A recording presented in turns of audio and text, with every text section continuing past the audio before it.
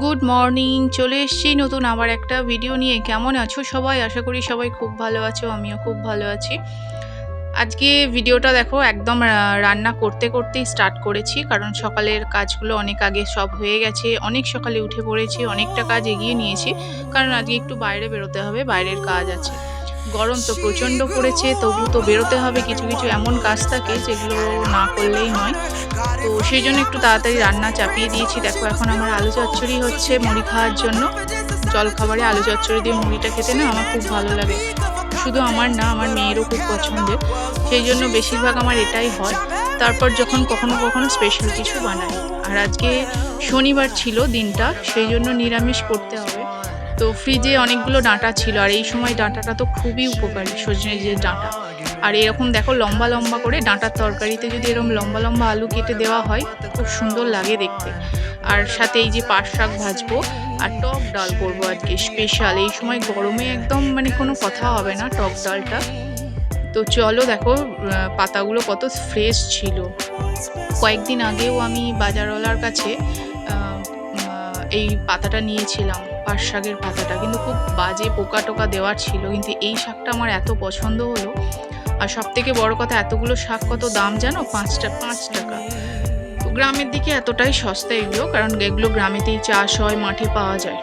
সূর্য দেখো মাথায় উঠে পড়েছে, প্রচণ্ড রোদের তেজ, মানে এত গরম, এমন অবস্থা দেখো।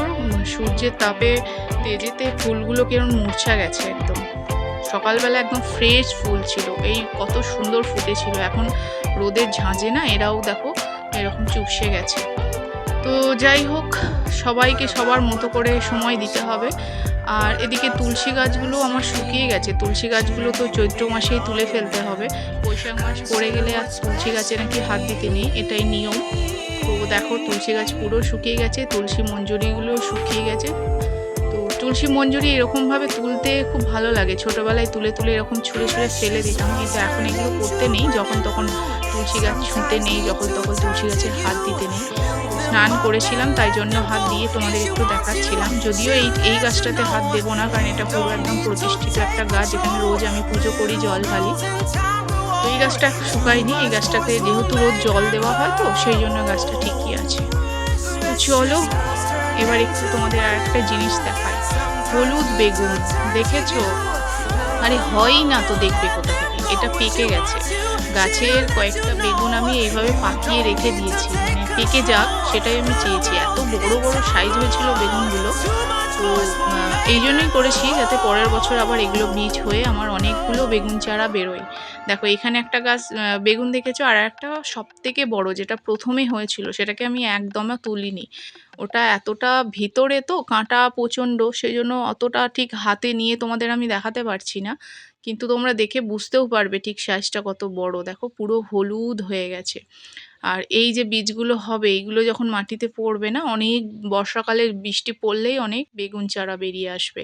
গাছটা খুবই ফলদায়ী, সেই জন্য চাই যাতে আরও গাছ আমার এটা থেকে বেরোয়। তো দেখো এদিকে আমি ডাঁটা আলু চাপিয়ে দিয়েছি। ডাঁটা আলুর তরকারিটা আমি টমেটো দিয়ে সর্ষে বাটা দিয়ে করি, খুব খেতে ভালো হয়। সাথে একটু কাঁচা লঙ্কার যদি ফ্লেভার থাকে। তো প্রায় সেদ্ধ হয়ে গেছে, টমেটোগুলোও দেখো একটু সেদ্ধ হয়ে গেছে, কিন্তু এখনো পর্যন্ত সেই ক্রিমি ভাবটা আসেনি। সেই জন্য আরেকটু আমি ঢাকা দিয়ে রেখে দেবো। তো মাঝে মাঝে আমি খুলে একটু চেক করছিলাম যে আলুটা সেদ্ধ হয়েছে কিনা, টমেটোটা ঠিক মেল্ট হয়ে গেছে কিনা। তো এখনও দেখো জল জল ভাবটা রয়েছে, সেজন্য আরেকবার আমি ঢাকা দিয়ে দিচ্ছি, আর একটু ভালো করে ক্রিমি হয়ে যাক, তারপর এটাকে আমি নামিয়ে নেব। আর আমি তেঁতুলটা ভিজিয়ে রেখেছি, কারণ টক ডাল করব, তোমাদের আগেই বলেছি। এখন তো আম খেতে নেই। নীল ষষ্ঠীতে মহাদেবের মাথায় আম আমাদের দেওয়া হয়, তারপর আমরা আম খেতে পারবো। সেই জন্য এখন আম অনেক পড়ছে, কিন্তু তাও খেতে পাচ্ছি না।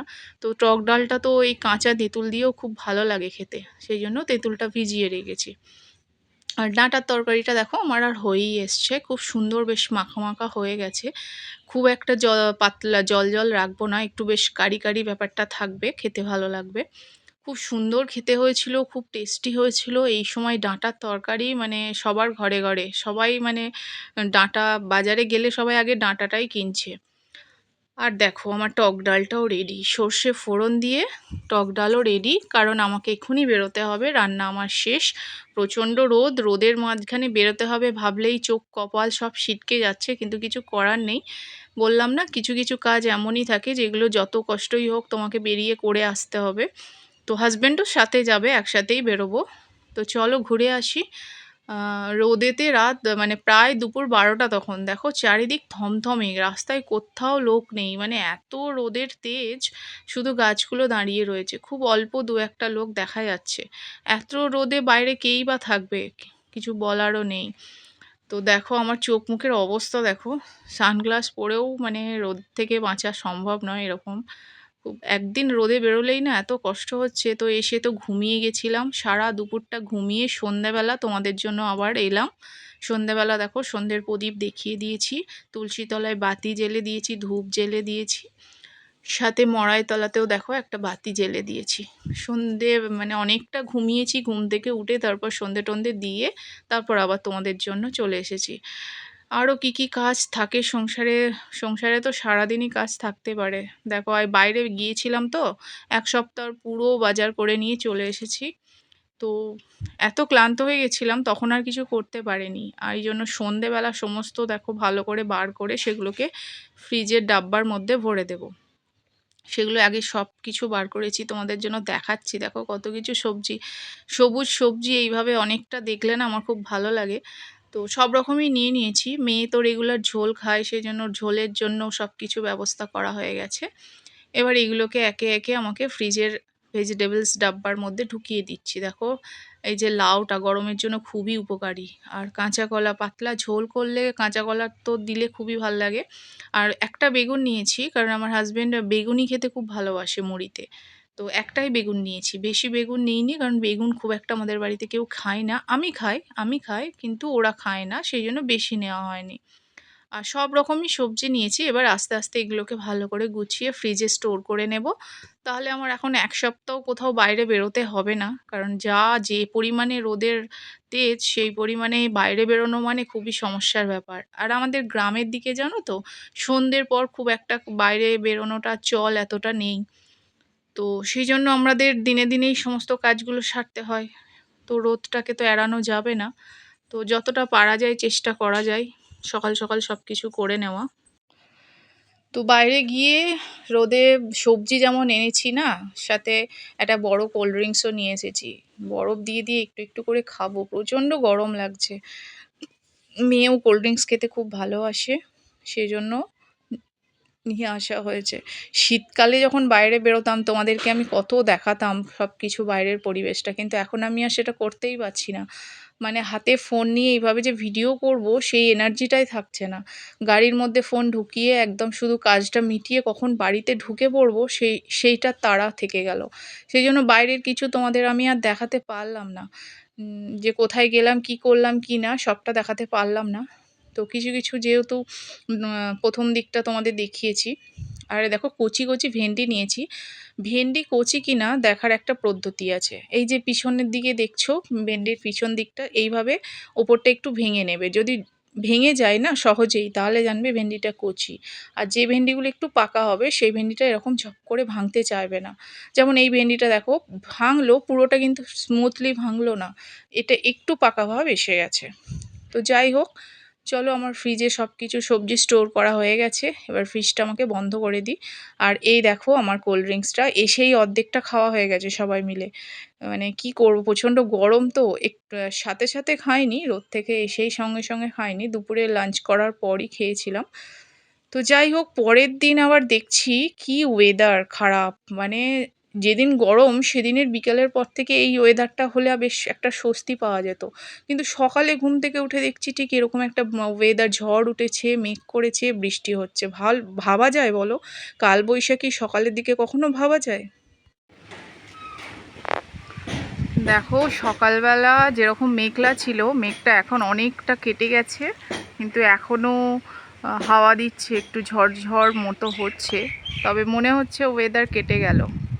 আজকে মেয়ের কোচিং ক্লাসে যাওয়ার কথা, প্রথমে তো ক্যান্সেল হয়ে গেছিলো, তো তারপর আবার মেয়ে বেরিয়ে গেছে, কারণ এইভাবেই তো দেখো ওয়েদার মোটামুটি তো পরিষ্কার হয়ে গেছে, শুধু শুধু কোচিং ক্লাসটা অফ করে কোনো লাভ নেই। তো যাই হোক, তো ওয়েদার যখন ঠিক হয়ে গেছে এবার তো কাজকর্ম সারতে হবে। ভিডিওটা আর বেশি বড় করছি না, চলো কাজ সেরে নিই। তোমাদের সাথে পরের ভিডিওতে আবার দেখা হবে। যদি ভালো লাগে ভিডিওটা লাইক করে দিও, আর প্রতিদিন আমার ভিডিওর জন্য অপেক্ষা করো। আর একটা জিনিস তোমাদের দেখাই, তারপর ভিডিওটা শেষ করছি। টগর ফুল গাছে এক গাছ ফুল এসছে, পুরো ভর্তি ফুল, ভর্তি ভর্তি। দেখেছো কি অবস্থা? মানে এখন তো এই জলগুলো, ফুলগুলো তোলা হয় না, যার জন্য গাছে প্রচণ্ড পরিমাণে ফুল এসে গেছে। এই দেখো, আর হাওয়া দিচ্ছে, গাছটা কি সুন্দর দেখতে লাগছে। চলো আর বেশি কথা বলবো না, এবার আমার ভিডিওটা শেষ করছি। যারা আমার ভিডিওটা, যাদের ভালো লাগছে তারা অবশ্যই লাইক দিও, কমেন্ট করো কেমন হয়েছে জানাবে। আর যারা আমার চ্যানেলে নতুন আসছো তারা প্লিজ আমার চ্যানেলটা একটু ভিজিট করে, যদি ভিডিওগুলো ভালো লেগে থাকে সাবস্ক্রাইব করে বেল আইকনটা প্রেস করে দিও। তো ততক্ষণ এই ভিডিওটা দেখতে থাকো, দেখা হচ্ছে নেক্সট ভিডিওতে। টাটা।